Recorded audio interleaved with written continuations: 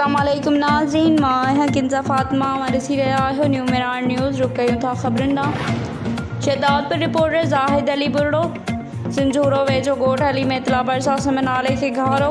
को बि आबपाशी अमलदार सरज़मीन ते न पहुतो।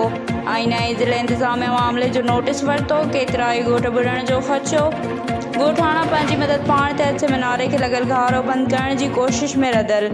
सिम नाले खे घारे लॻण सबबि ॻोठ अली में इतलो कमाल खान रस्ते ऐं ॻोठ में तारो लिगारी बुॾण जो ख़दशो। सिम नाले जे कमज़ोर बंदनि ते पाणी जे दबाव वधण जे करे सिम नाले खे वधीक घारा पवण जा ख़दशा।